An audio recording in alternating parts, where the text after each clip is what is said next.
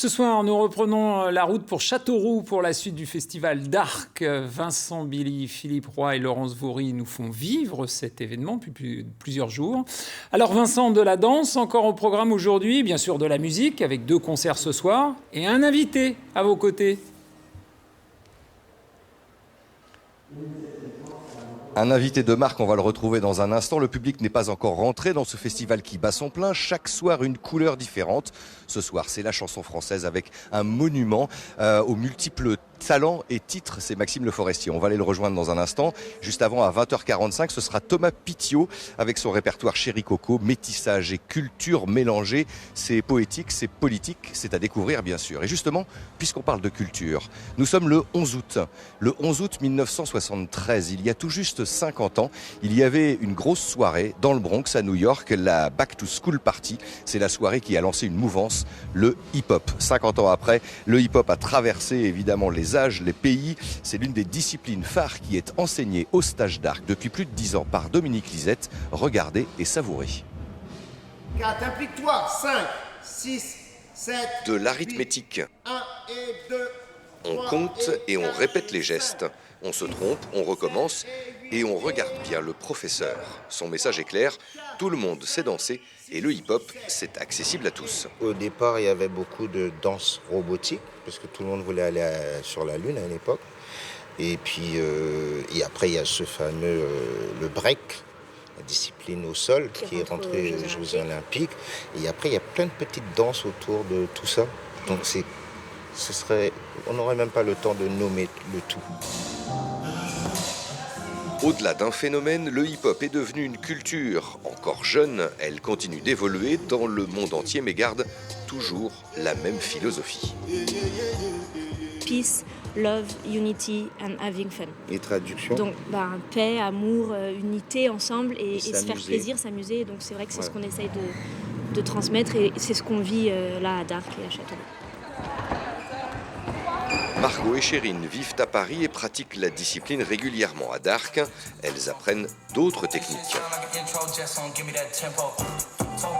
Une grosse dépense, c'est vrai, c'est une façon de se dépenser, de s'exprimer surtout, ouais, voilà. à de sa se manière. lâcher et de ne plus penser à rien. Ouais, s'exprimer à sa manière, je dirais. Ça, c'est voilà. le mieux. 50 ans après son apparition, le hip-hop influence toujours les cultures et les styles musicaux en s'inspirant beaucoup de l'actualité.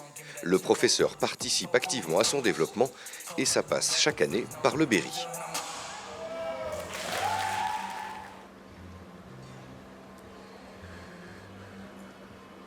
Et il y en a un autre qui passe par le Berry, c'est Maxime Le Forestier. Bonsoir. Bonsoir. Merci d'être avec nous et merci de passer par le chapiteau de la place Voltaire.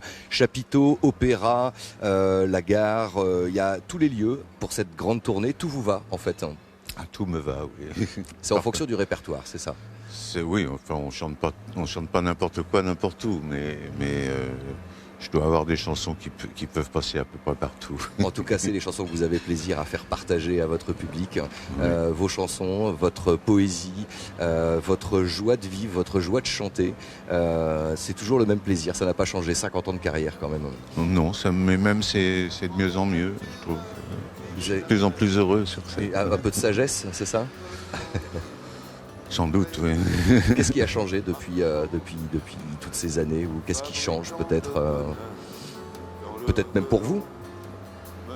Pour moi, les chansons changent forcément, parce que j'en écris tous les 4-5 ans, je fais un nouvel album, donc il y a des chansons nouvelles.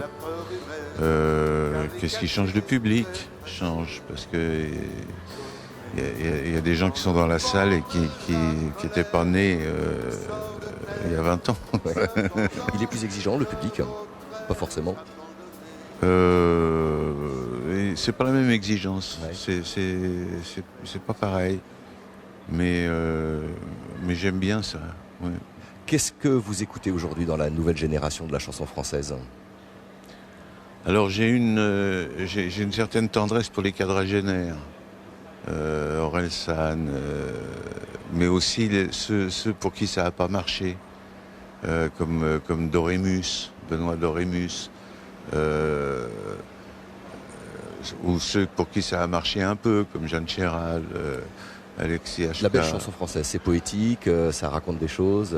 Oui, j'aime les gens qui racontent des trucs et j'aime les auteurs-compositeurs, c'est sûr. Oui. Dont Brassens, vous parliez. Oui, mais Brassens, c'est autre chose. C'était une vraie passion. Oui. Puis j'ai fait un vrai travail sur son œuvre. Donc vous alternez. Oui. On alterne, c'est ça. Oui. C'est un petit peu ce qui vous maintient, ce qui vous tient, ce qui fait que vous avez toujours le même plaisir à monter sur scène. Tout à fait, oui.